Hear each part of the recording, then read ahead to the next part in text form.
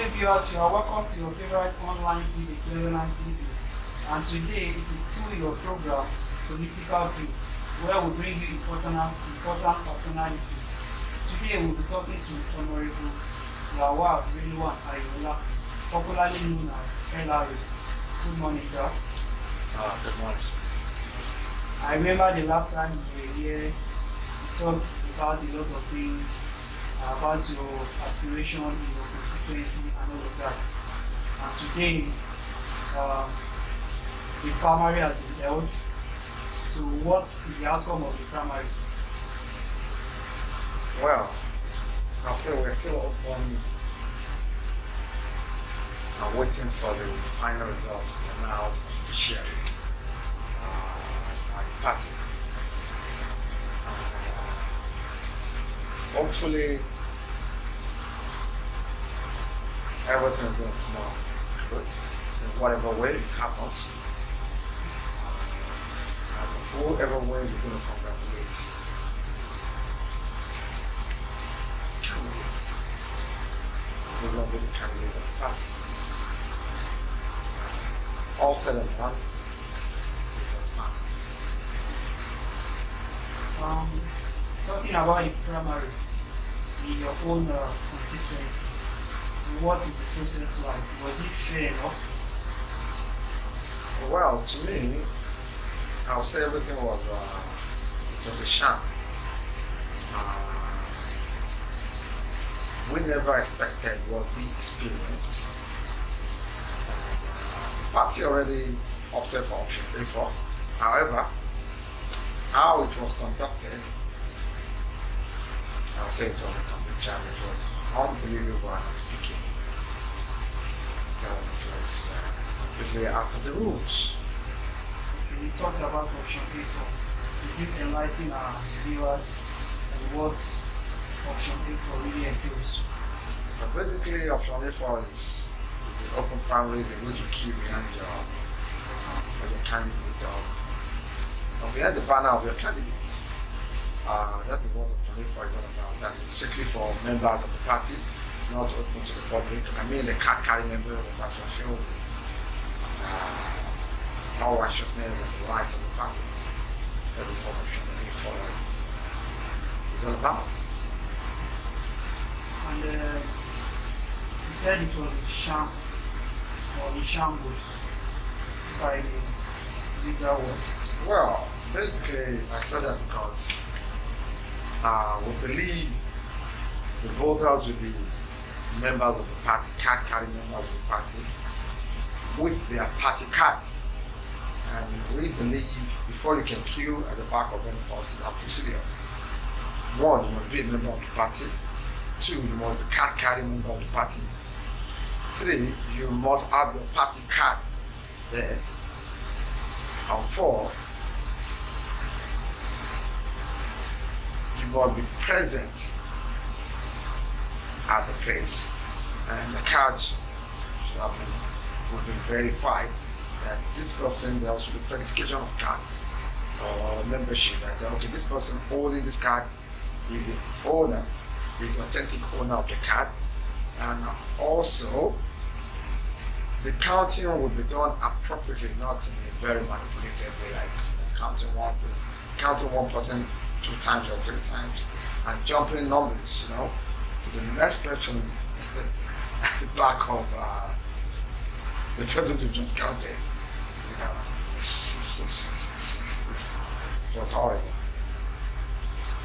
You said something. You said you are still expecting the results. All other primaries that we are aware of, most of them we've known the winner, but in your own case, you said you are still expecting the results. Yeah, you're right. It's quite the way you look at it. There are 2 ways. There are results on the ground and there are results that comes out. There are certain results that come out the from. results are not accepted by you. No, I mean 45 results. We have a lot of results that are on the ground. Maybe somebody's called 120. By the time you see it at the end of the day, you are seeing 1,300 and something, that is what I meant by, the result on ground. If you have the result with your agent, from your agent, and the result, final result, there's some doesn't tally with the discrepancies, and balancing that and trying to put it in the right perspective. That is what I meant by the result. But when it comes out from the party being announced, you can now say, okay, you cannot tally with the one from your own candidate and all the candidates that has been recorded at the point of different voting polls. And you can now say, okay, this is all right. But what I've seen so far, well, I'm still waiting for the official result to be published. From the look of things, it seems irregularities were seen in almost all the primaries, APC. And even the wife of the president mentioned something like that she never believed such would happen from a party led by the national chairman. She mentioned about impunity. She also mentioned delayed results. And she also talked about automatic tickets, why some taking their time paying to get the tickets, and the stress involved, and at the end of the day, someone is given automatic tickets at his or her expense. What is your take in all of this? Well, you heard it from the wife of the president. I give it to her for being a blunt person. The reality is, she said it all, and that is what happened. My own perspective is, you don't allow people to go through such a stress, and at the end of the day, it boils down to nothing. Basically, there are procedures, and the procedures were not followed, frankly speaking, because this thing is all about, you need to start advancing rather than retrogressing. That's just the truth. It's not about, yes, this is my party. I could say I built the party. I'm one of the builders of the party, key builder of the party in the diaspora, especially the Scandinavian countries, and I've been promoting the party everywhere in the world. But we are not doing things right, we should say it. Because prosperity is there, the prosperity is there to judge all of us. And I think we have not done it rightly, man. We have not done things in a proper way. People cannot be involved this way, and things are done this way. It's not done. Well, in Nigeria, in Africa, in developing worlds, that is who we are. I think there's something wrong with us. I tell the truth. There's something wrong with us. And we can't have a better future doing it this way. What we want to leave for our children? I joined this party because I believe in the ideology of the party. But what I'm saying, this little act shows that, man, we need to review our ways. That's just it. Because I can't be proud to take my child, to wear such a thing. The way they have done things, just wow. It's so disheartening to be candid. I have to be candid with you because this is not the kind of Nigeria with our own child. It's so sad. From the way you speak, you seem aggrieved, and also the results that was announced, you seem not satisfied with it. So what are you doing to seek redress, either in the law court, or what is your plan? No, basically I won't take the party to court because I don't have the time to be candid. And because one, I'm from, I tend to believe the party will so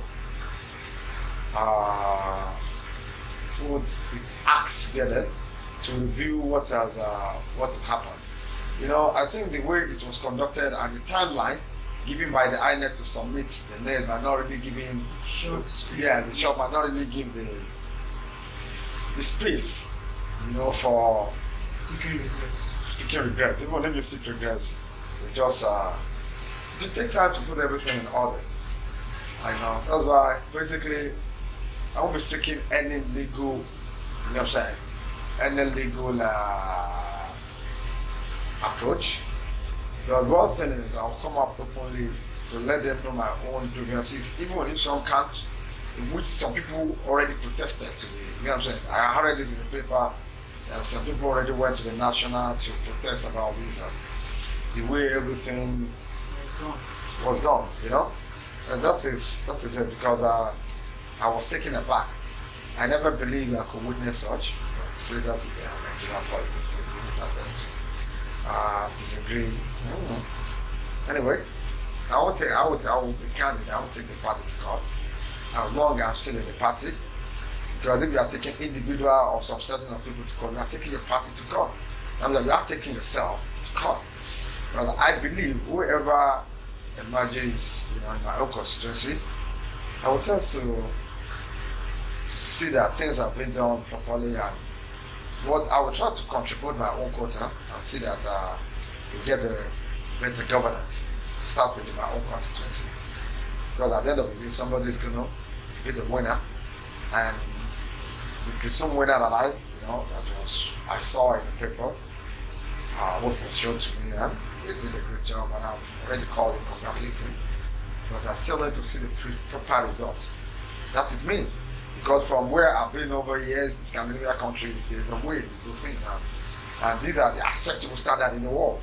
And with, even if the result doesn't favor us, it might not, because sometimes it's not the best candidate, it's not the best aspirant or the best aspirant that will. The best person might not always win an election or win any race. You know, there are other factors involved rather than being the best candidate in terms of, you know, you might have the best program, you might be qualified, but there are other human factors that are involved in all these things. Whoever wins, we've said it over and over again during our own campaign around, and our party talk, we always support the candidate as long as we know he's a credible candidate. So with what has happened now, in future endeavors, will you be encouraged to still be part of the building of the party and the processes of building the party? Well, that's a very good question, and I think what we're doing, what I've committed myself to, I think is my own calling. I will always be there, you know. Coming once and see this way doesn't mean that next time they won't get to try it, you know. I won't use this to be a yardstick for me not to get involved, because my inspiration doesn't come from them. My inspiration is a personal thing, and my inspiration is to see that I have a better Nigeria. You know, my inspiration doesn't come from whoever is in the party. No, I'm inspired myself, the way things have been done in the world, and I know we could do better. You know, those are my inspiration. And I joined the party knowing that I could be, I'm a great contributor. I'm fulfilled. I might not be content, but I'm fulfilled with what I've done so far, the way we run our elections, and whatever might be the outcome, you know, I might be comfortable with the way things have been handled, because I expected better things than this. You know, we've been in power. We were in opposition for several years. You know what I'm saying? The party that formed the APC were in opposition for several years. They were not just irrelevant parties to start with. Now getting this stage, I think we should be better than what we were complaining of PDP doing in the past. Just it. So now that the primaries are over, so what's from what you said, whoever is finally declared as a winner, so what is your own plan, or what are your plans towards the coming election? Well, since we are working as a party, you know, it's a team thing. You just have to let go of all those grievances or all the misgivings and come together to join the team. If I have a special role to play, yes, I will. Whatever role is being given to me, if I'm on ground, I will definitely. And if I'm not on ground, I will always promote the party or the candidate in whatever ways. And the ways we have been doing it, you know, we can use to make sure that the party comes victorious at the end of the day, especially in my constituency and in general. However, I will not relent on pointing out the shortcomings and putting across my own perspective in the way things could be done. I won't keep quiet if things are not done properly. If things are not, if the norms are not if you are not meeting the global standard, I won't be keeping quiet. I'll still be very happy. Whatever happens, because for me it's about me and my God. It's not about people. It's not about one individual or collective, something about me and my people. It's about prosperity, it's about my legacy. That's it. The first audio, which is primary, it seems this is your first involvement in any election. When you guys see this, it seems this is your first involvement. No, not really. I've been involved over years. But even back home, here in Nigeria before I went abroad. However, it has never been this shabby or the candid. And I said that it's not just about the party itself, it's about even the masses. Because what I saw here, I thought I knew my country. But I discovered that things have gone worse and people are still. We need to change our perspective for the country to be better. It's not just about the politicians, it's about the masses also. They're not ready to, they are not ready to, most people are not ready to do anything to exercise their right by not taking things from the politicians. And the politicians, some of the politicians are having the understanding of such and they are really playing to the game. And they shouldn't expect anything better because they are at the primary level we are doing this. What about at the major election? What do we expect? If your vote, if you're right to make things better at the initial stage, if you refuse to do the right thing at the foundation stage, you know what I'm saying? What do you expect at the major level? I think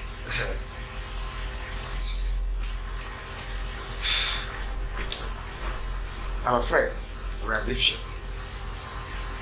I'm very sorry to say that. We are in a mess. Because if people don't want to vote candidate based on what he or she could offer or based on antecedents or their major plans, it's all about bargaining, selling. Before if candidate could tell you, okay, fine, I can vote for you, I need to get something from you. It's probably selling the right, and they're bargaining. And these people, the business politicians are ready. Okay, 1,000, 500, 2,000, 3,000. It depends on the highest bidder. No, this if it's at that level now, this primary level we are doing this. What about the general election? It baffles me. It's not about garbage in. What do you expect? And the most annoying thing to me is, the most unspeakable thing to me is openly. They are doing it publicly, openly. Before they've been doing that, stomach infrastructure, it's like kind of a backdoor trying to settle it. But now it's an open bargaining and selling. Wow, I couldn't believe it. And even the people counting, they'll just count one person, they'll count one person 3 or 4 times or 6 times. And maybe like 1, 2, 3, 4, 5, one person. Then 6, they'll start counting numbers, 7, 8, 9, 10. By the time they get to like 20, they just jump 31, 32, for preferred candidate. Come on. So nice. So what is your message, especially from the client that you come from, the Nigerians in the diaspora? What is your message to them? Well, I have my message is two ways. One, they need to support candidates if they can't come up to do it themselves, because there's a lot of tax. It's a lot of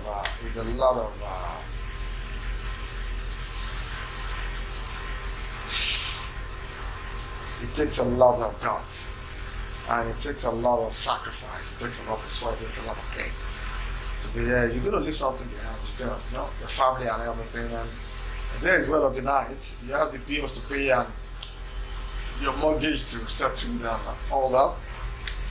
It's a lot. And rather than just ranting, I'll say ranting on social media They should get involved one way or another. Even if they can't be there physically, let them support people that believe could really do it. And secondly, we should not be, some of them that really wants to come up should not be discouraged.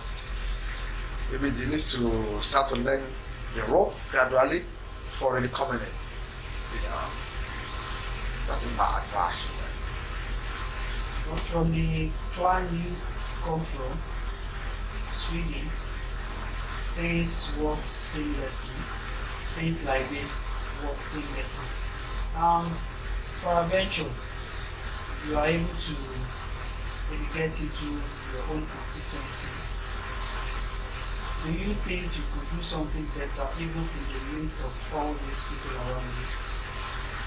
Of course, one thing I always say now, one thing I discovered, the team, some might be discouraged. It's just a matter of time they get back on track.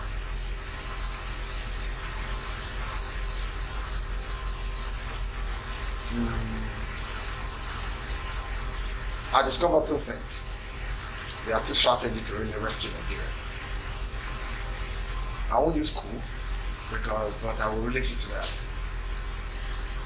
You need to be very strategic in the way we do things, like getting it cool, doing it cool, and getting back. When you get the power, you now be able to do things properly, to let people know that this is the way things need to be done. And secondly, we need more sensitization and frankness with a lot of non-entities we have around. We need more awareness. That is why I think there's not enough awareness. I think out of 20-something that bought the ticket, I could say we are the only one that really went round, not just to third parties, we had the highest number of party talks with people of different communities, heart-to-heart talks, and I think meetings were done properly. We're 100% sure that no matter what, we'll be at the top of our game.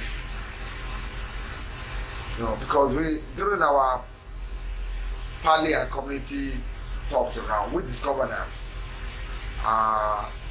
we are not getting this kind of sensitization. People are not being blunt with each other in terms of what is happening and how to move the country forward. People just come and talk and give us money. Promising cows. I think you could do something different. Well, we'll be doing something different. We did something different here.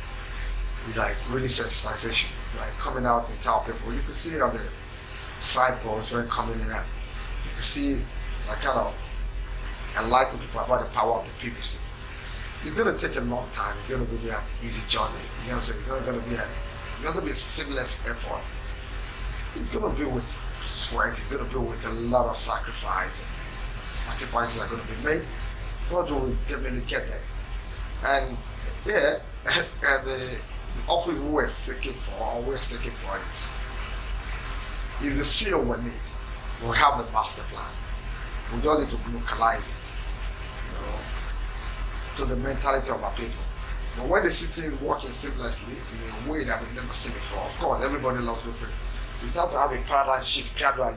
It's not a one-time thing, it's a gradual thing. But in the midst of majority, when only one or two people are trying to make such effort, what do you expect? But with such effort, with such seal, you can make things more easier and faster. It's not going to be automatic, because it's something that happened over years. It is permeated in society, and people are turning to something else. People are something else, I want to say. Because for example, I'll give you an example. There was an agent. He helped a widow in getting an apartment from one of the aspirants. And the person that helped the widow, in getting the empowerment package, was there at the polling unit carrying the banner of his candidate. And somebody you've helped, the widow, came there, saw the person, And she preferred, she went all the way to collect money rather than even voting for the person that empowered her. It's nice, you know. Sometimes you just have to laugh about it. But in the real sense, we have a long way to go. Very long way to go. Talking about Lagos politics, we also saw some irregularities. Elections, the primaries being shifted, and all of that. And then in the end, somebody finally emerged. And there has been agitations from some quarters that God fatherism in Lagos State is really taking a strong hold on the people of the state. So what do you say, or what do you think about godfatherism, especially in Lagos State? Godfatherism is everywhere. It now depends on the level. You know, it's everywhere. It's everywhere. It depends on how it plays out. For Lagos State, it is, if it works, if it's working, fine. But I could say Lagos State is still working compared to all the, there's godfatherism, you can't deny that everywhere, and Lagos is working now, as you rightly said. But I think it has been the right peg in the right ball in terms of Lagos, because Lagos City is working. You're having the right candidate from the coming on board. However, Lagos State can still do better, or the godfatherism can still be a little bit minimalized. That's what I could say. And shifting of election is not hard, you know, because it's all about more factors. But the key thing is letting the people that are involved, or all the stakeholders, to know ahead of time when it is shifted and when the next thing will take place. Because shifting of election is not my anyway, you know, as long as, you know, communication is effective. Talking about national level now, 2019 election, two major parties, APC and PDP and the rest. Atiku emerged as a PDP candidate, while APC still has its candidate as independent president. So what challenge or what proposition do you think the candidates or the person of the Atiku can pose to the present government? Well, it's not really about Atiku per se, it's about the party. You know, and it's about the sentiment, emotional connection. Many things need to be factored in this election. You know, it's a nothing major. We're talking about the candidate, the major candidate, you know, PDP, APC. They are both houses. Well, what I could finally say, we're going to have a run for our efforts. That's what I'm going to say. It's going to be a critical election, because a lot of other candidates I think all the dogs are coming aboard. You know, do you think it will be a straight fight between the two, or there are other dark forces that people are yet to? Well, it's not going to be a straight fight to the candidates. It's not going to be a straight fight. Based on what I've seen here in Lagos, it's about money is going to play a major role. To let you say, people are like, money is going to play a major role in this election. Most of the candidates coming up are credible candidates. One thing I could say, basically to be sincere, because first thing I always said is about humanity. Two, it's about my community, which is my country. And thirdly, it's about the party. And now, be critical, because this Cleveland is not a Nigerian stuff. It's an international TV, and I will not just localize the interview. No, the truth is this, because we watch across the globe. It's going to be a tough one. For me, based on what I've seen, I could be wrong. Nobody's going to be like, push over. As long as they could come out with something and they've got the financial muscularity. PDP has got the financial muscularity. If my party, our party, the same, and we have the federal might, and all this also, you don't know who is really financing these people. But one thing I'll say is going to be different from the election we're witnessing. That is one thing I could say categorically. You know what I'm saying? Because money is going to play the role, sentiment is going to play, ethnicity is going to play. The depth of your campaign, the depth of your idea, the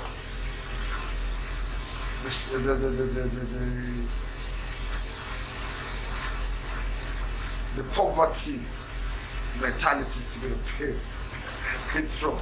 It's not going to be just an election between, just APC and PDP. People are coming out. You'll be surprised. Maybe some corporate world are going to go for certain candidates. Students are going to go for certain candidates. Artisans are going to compare some people. NGOs are going to look the other way. It's not going to just going to be one way or two way election. That is one thing. And the money is going to play. The role is its role. That is what I can say for now.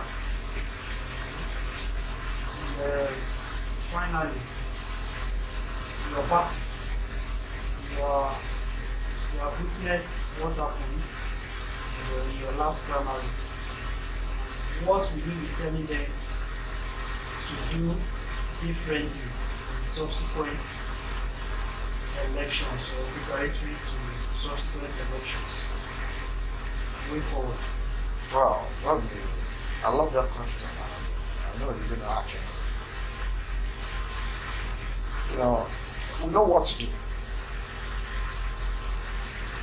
We know what to do if we want to do it right. And timing, fire brigade approach should not always be our way, because even if you know what to do, and you have some deadlines to meet, like INEC and all that.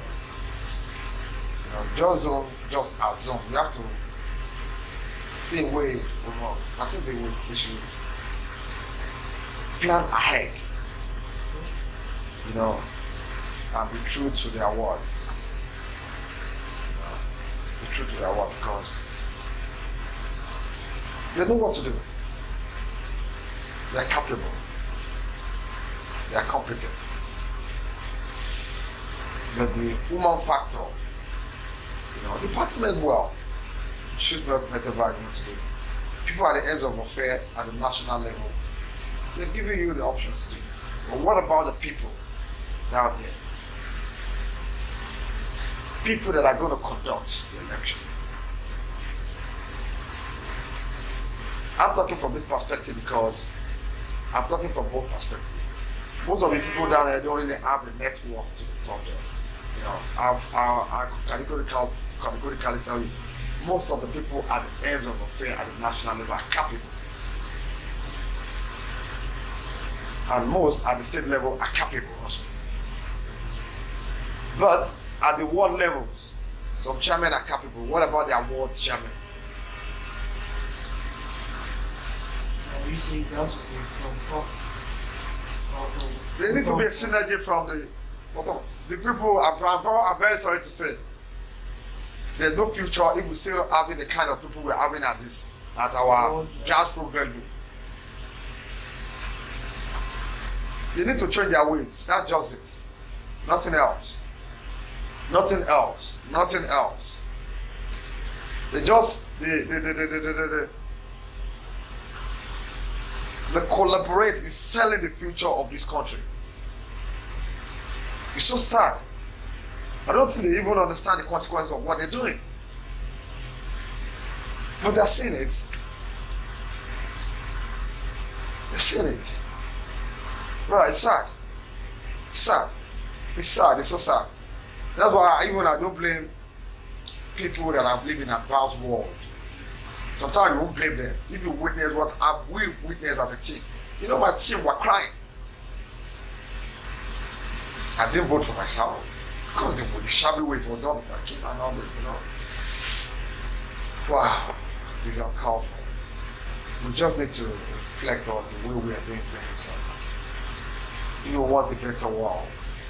We could get there if we can reflect and start changing our poverty mentality, because it's about a mental thing now. Brother, if you have not seen, you want to have not seen the way it's been done in this advanced country, you just it's hard to understand. You just think it's a norm here, you know. Because when you just see like it's, what I see now is like people destroying the destiny of their children themselves.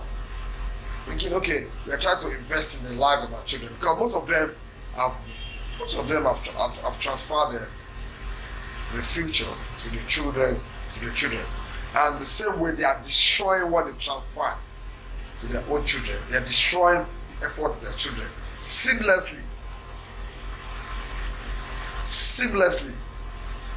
seamlessly, and everything is going down the drain in their life. Of course, they will be gone soon, or will be gone soon. But what about those children? What legacy are we leaving for them? Even for I saw somebody that his son is even part of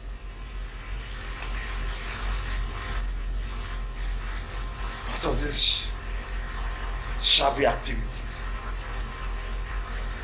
So, come on. Alright. I just to conclude,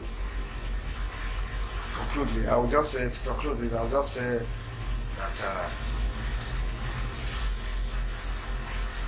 the leadership of the party should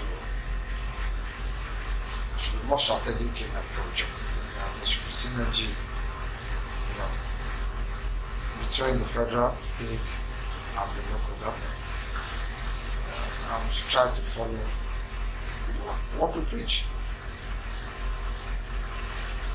because the whole world is watching us.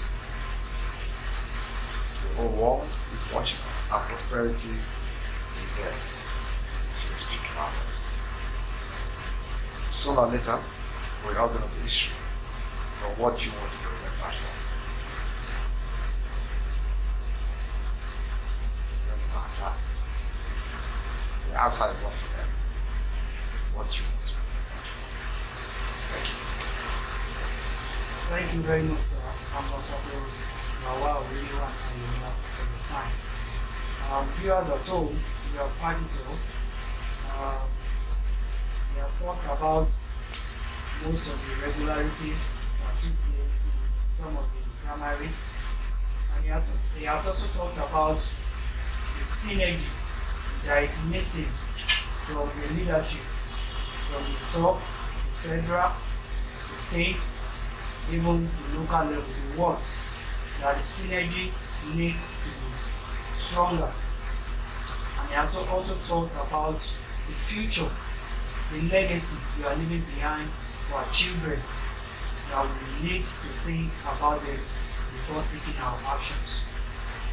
Viewers, for more information, advert placements of your product on our TV, you can log on to www.lebanon.com. This is where we draw the curtain on today's edition of Political View. I am your host, Oluwafemi.